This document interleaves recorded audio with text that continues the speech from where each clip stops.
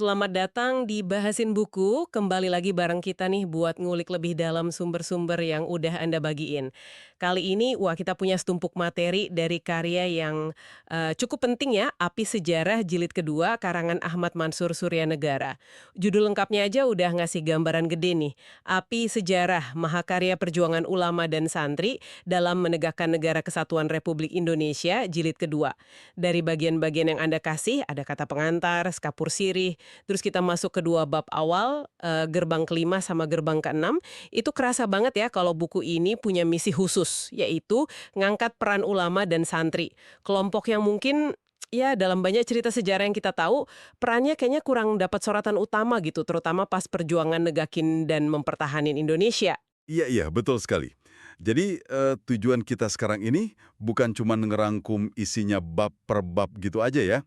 Kita mau coba gali, apa sih inti argumen penulisnya? Gimana Pak Ahmad Mansur Suryanegara ini nyajiin peran ulama sama santri? Nggak cuma pas perang fisik aja, tapi juga pas pembentukan organisasi militer yang lebih modern. Terus gimana mereka micu gerakan sosial di zaman yang krusial banget? Sekitar Perang Dunia II, zaman Jepang, sampai awal-awal kemerdekaan. Kita coba tangkep sudut pandang khas yang ditawarin buku ini soal kontribusi mereka. Menarik. Semacam upaya ngelihat sejarah dari kacamata yang mungkin beda ya. Oke deh, ayo kita mulai bongkar bareng-bareng. Langsung aja nih, kita lihat bagian pengantar sama sekapur sirihnya. Fondasi argumennya apa sih yang dibangun penulis di awal-awal ini? Nah, fondasinya itu jelas banget ditaruh di keyakinan. Penulis mulai dengan negesin kalau kemerdekaan Indonesia itu berkat rahmat Allah yang Maha Kuasa. Ini kayaknya bukan cuma kalimat basa-basi pembuka, tapi jadi kerangka utamanya gitu. Nah, dalam bingkai ini, ulama sama santri diposisikan sebagai aktor kunci. Kenapa? Soalnya militansi mereka, daya juang mereka itu dianggap sumbernya langsung dari keyakinan agama ini. Keyakinan inilah yang jadi istilahnya bahan bakar perlawanan gigi, ngelawan imperialisme barat, dan apa yang disebut penulis cukup keras sih, sebagai upaya genosida penjajah ke umat Islam. Oh, jadi ada semacam klaim gitu ya? Kalau keyakinan agama itu bukan cuma pelengkap, tapi malah jadi inti semangat perlawanan itu sendiri. Penulis juga nyinggung soal deislamisasi dalam penulisan sejarah. Bisa dijelasin dikit nggak? Maksudnya apa tuh menurut konteks buku ini? Iya ya. Kalau dilihat dari argumen buku ini, ya deislamisasi sejarah itu tampaknya kritik penulis ke narasi-narasi sejarah sebelumnya, yang dianggapnya cenderung ngecilin, ngabain, atau bahkan sengaja ngilangin peran penting Islam dan tokoh-tokohnya, ulama, santri, dalam perjuangan nasional. Jadi, buku ini kayaknya mau memposisikan diri sebagai koreksi atau upaya reislamisasi narasi sejarah, gitu. Mengembalikan peran Islam ke tempat yang menurut penulis seharusnya. Ini penting sih buat pahamin motivasi di balik buku ini. Oke, itu jadi lebih jelas arahnya. Buku ini juga narik garis sejarahnya panjang banget ya, dari abad ke-7 Masehi sampai era Presiden ke-7.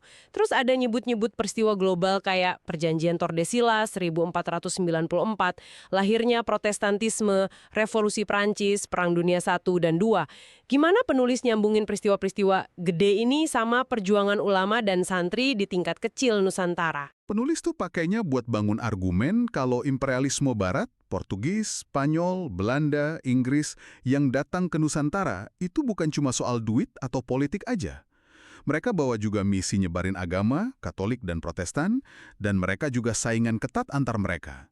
Nah, dalam cerita versi buku ini, Islam terus jadi semacam benteng pertahanan identitas lokal, sekaligus jadi motor perlawanan melawan imperialisme itu. Jadi, Islam dilihat bukan cuma sebagai agama, tapi juga simbol nasionalisme awal dan perlawanan anti-kolonial. Peristiwa global tadi jadi latar belakang yang ngejelasin kenapa dan gimana kekuatan Barat datang, dan kenapa perlawanan basis Islam jadi penting gitu. Jadi ada upaya nyambungin dinamika dunia langsung ke akar rumput perlawanan di sini ya, dengan Islam sebagai benang merahnya.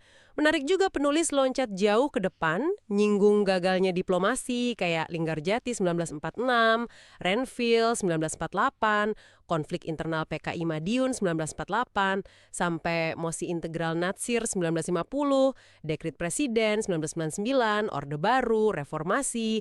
Apa pentingnya itu menurut Anda dalam kerangka argumen buku ini? Ini nunjukin kalau penulis ngelihat adanya kesinambungan perjuangan ulama sama santri. Peran mereka nggak berhenti gitu aja pas proklamasi atau pas kedaulatan diakui. Penulis kayaknya menunjukin kalau tantangan dan peran kelompok Islam ini terus lanjut dalam dinamika pembentukan dan pengelolaan negara Indonesia modern, ngelewatin berbagai fase politik penting, mulai dari mempertahankan kemerdekaan secara fisik sampai perjuangan ideologis dan politik di masa-masa berikutnya. Kayak seolah-olah api sejarah itu terus nyala dalam bentuk yang beda-beda. Poin kesinambungan itu penting ya. Nah, ada satu hal yang Anda sebut tadi dan ditekenin juga di sumber ini. Pembentukan Tentara Pembela Tanah Air atau PETA, tanggal 3 Oktober 1943 pas zaman Jepang. Buku ini secara jelas banget ngaitin itu sama juang jihad ulama dan santri, bareng sama Barisan Ulama Sabilillah dan Laskar Santri Hizbullah. Ini kayaknya pintu masuk yang pas banget nih ke gerbang kelima buku ini, yang fokus ke peran ulama dalam bangun organisasi militer modern. Gimana bab ini ngebukanya? Betul. Gerbang kelima ini langsung bawa kita ke suasana Perang Dunia Kedua atau Perang Asia Timur Raya 1941 sampai 1945 kalau istilah Jepangnya ya.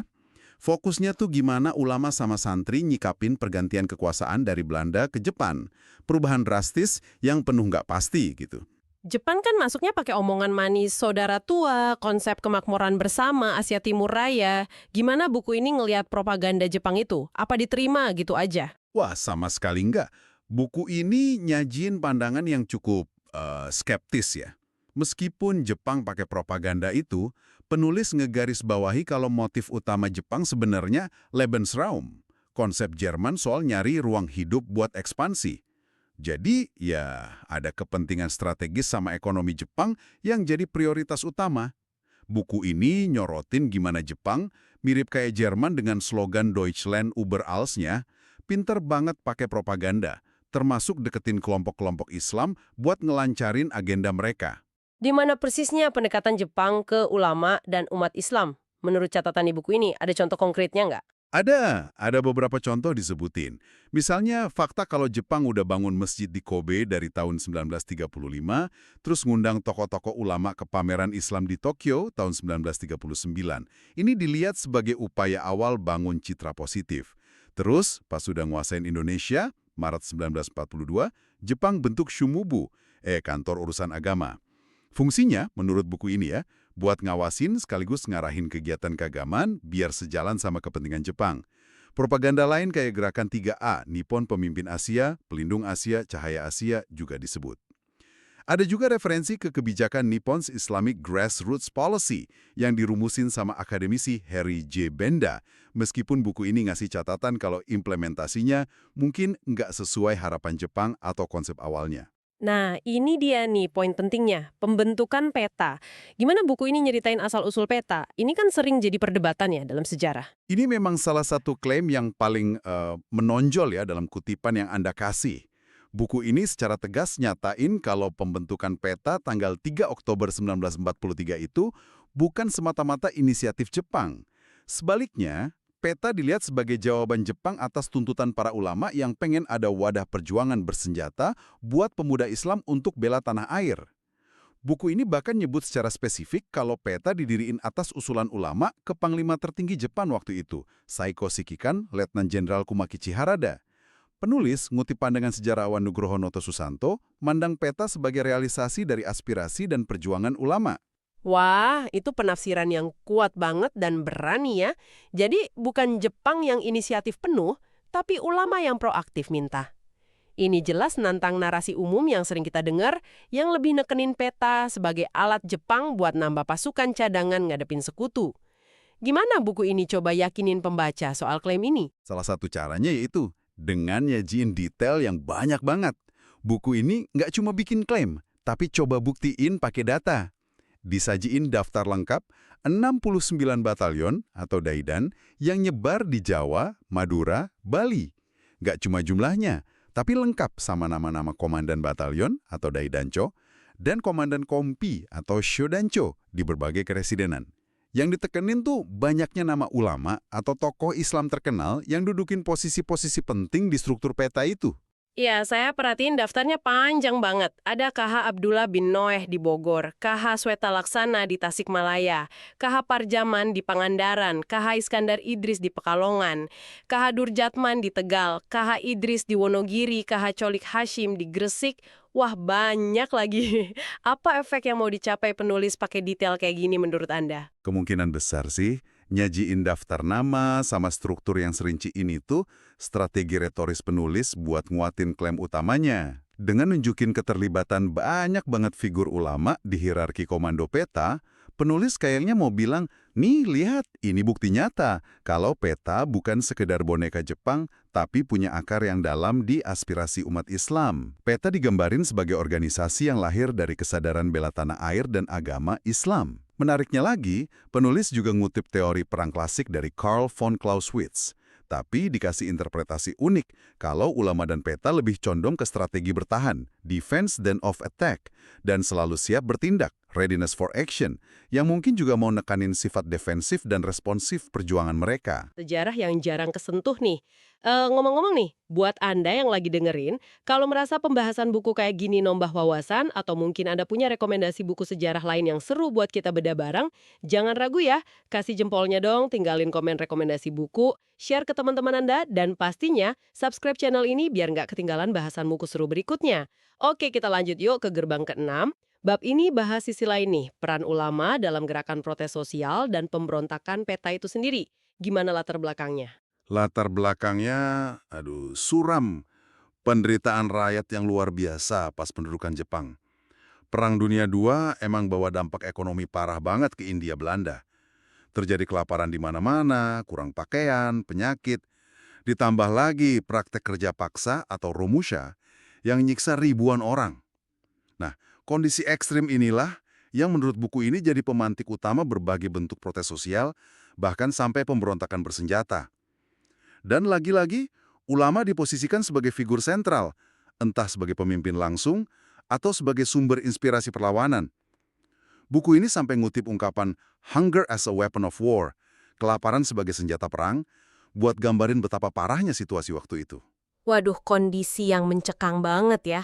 Apakah buku ini ngasih contoh-contoh konkret pemberontakan yang dipicu kondisi itu khususnya yang ngelibatin ulama atau peta? Ya, ada beberapa contoh yang dibahas lumayan detail di kutipan yang Anda kasih. Pertama, yang terkenal banget itu pemberontakan pesantren Sukamana di Tasikmalaya 18 Februari 1944. Dipimpin langsung sama Kiai Haris Matik, KH Zainal Mustafa. Pemicunya apa? Buku ini nyorotin penolakan terhadap kebijakan Jepang yang dianggap nindas dan bertentangan sama akidah Islam. Kayak maksa nyerahin padi secara nggak adil, terus kewajiban seikere itu loh. Bungkuk ke arah istana kaisar di Tokyo. Perlawanannya heroik, tapi yang nggak seimbang. Pakai senjata seadanya kayak bambu runcing ngelawan tentara Jepang yang senjatanya lengkap. Terus gimana nasib pemberontakan Sukamana ini? Ya, seperti bisa ditebak ya. Pemberontakan ini akhirnya dipadamin sama Jepang pakai kekerasan. Buku ini nyatat korban jiwa yang nggak sedikit. Disebut sekitar 85 santri gugur pas pertempuran. KH Zainal Mustafa sendiri ditangkap, terus dieksekusi bareng 21 pengikut setianya. Mereka kemudian dikenang sebagai 21 syuhada Sukamana. Yang ditekenin buku ini tuh motivasi di baliknya. Ini bukan sekedar amuk massa, tapi sebuah jihad fisabilillah yang sadar, tujuannya negakin kemerdekaan Indonesia yang berdasarkan nilai-nilai Islam. Ini penggambaran yang kuat banget soal perlawanan spiritual dan fisik. Aduh, kisah yang tragis tapi heroik banget ya. Selain Sukamana, ada contoh lain? Ada. Kedua, disebutin gerakan protes sosial di Loh Banner, daerah Indramayu, tanggal 30 Juli 1944. Beda sama Sukamana, yang lebih ke pemberontakan bersenjata, ini digambarin lebih kayak protes sosial yang dipicu kondisi miskin sama kelaparan parah di daerah itu, yang emang dikenal daerah minus kan? Gerakan ini dipimpin ulama-ulama setempat kayak Haji Madrijas, Kiai Moikasan, sama Kiai Kwesen. Ini nunjukin kalau perlawanan nggak selalu bentuknya kekerasan, tapi bisa juga protes soal kondisi sosial ekonomi. Ketiga, ada pemberontakan yang libatin anggota peta sendiri, yaitu pemberontakan peta di Blitar, tanggal 15 Februari 1945. Ini penting banget karena dilakuin sama tentara bentukan Jepang sendiri, dipimpin sama Shodancho, komandan kompi, namanya Suprijadi. Penyebab utamanya, menurut buku ini, Ya kemarahan sama kesewenang-wenangan tentara Jepang, dan rasa kasihan lihat penderitaan rakyat gara-gara Rumusha. Pemberontakan ini ngelibatin lumayan banyak anggota peta lain dan dapat dukungan masyarakat. Gimana akhir dari pemberontakan Peta Blitar ini? Pemberontakan ini juga akhirnya gagal, dipademin sama Jepang. Nasib Supriyadi sendiri jadi misteri sampai sekarang, nggak ketahuan dia ketangkep, terbunuh, atau berhasil lolos. Tapi 55 tentara peta yang terlibat diadili sama Mahkamah Militer Jepang, nunjukin betapa seriusnya insiden ini. Ini jadi bukti kalau peta, meskipun bikinan Jepang, punya potensi perlawanan dari dalam. Keempat sama kelima, buku ini juga nyebutin sekilas dua pemberontakan peta lainnya. Satu di Cilacap, tanggal 21 April 1945, dipimpin Shodancho Kuesaeri, sama satu lagi di Cilunca, Pangalengan, Bandung Selatan, tanggal 4 Mei 1945, dipimpin Bundancho Amarsutisna. Ini semua nambah gambaran kalau gejolak perlawanan cukup nyebar pas dekat-dekat akhir pendudukan Jepang. Rentetan pemberontakan ini pasti bikin Jepang khawatir ya. Gimana buku ini gambarin respons atau antisipasi Jepang terhadap potensi perlawanan yang lebih gede, terutama dari kalangan Islam? Buku ini nyatet kalau Jepang akan coba ngelakuin langkah antisipasi.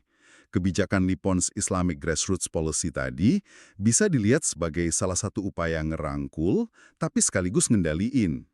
Terus pembentukan Laskar Hizbullah tanggal 19 Desember 1944, pasukan semi-militer yang anggotanya dari pemuda Islam, juga bisa dibaca sebagai upaya Jepang nyalurin potensi militansi pemuda Islam ke wadah yang lebih terorganisir, dan ya harapannya Jepang sih lebih gampang dikontrol.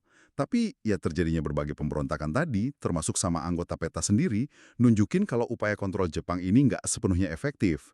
Pas Jepang ngeluarin janji Koiso, 7 September 1944, yang janjiin kemerdekaan nanti, ada lagi upaya ngonsolidasiin para ulama, misalnya lewat pembentukan markas tertinggi Hizbullah sama Sabilillah. Oke, setelah kita kupas tuntas dua gerbang ini ya, gerbang kelima soal peta dan gerbang keenam soal protes sosial dan pemberontakan, apa kira-kira intisari utama atau gagasan pokok yang paling nonjol yang mau disampaikan penulis Ahmad Mansur Suryanegara lewat kutipan-kutipan buku Api Sejarah Jilid kedua ini, menurut Anda?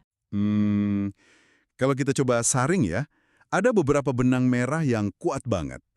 Pertama, dan ini yang paling dasar, adalah upaya penulis buat reposisi ulama sama santri sebagai aktor sentral dalam narasi perjuangan kemerdekaan Indonesia.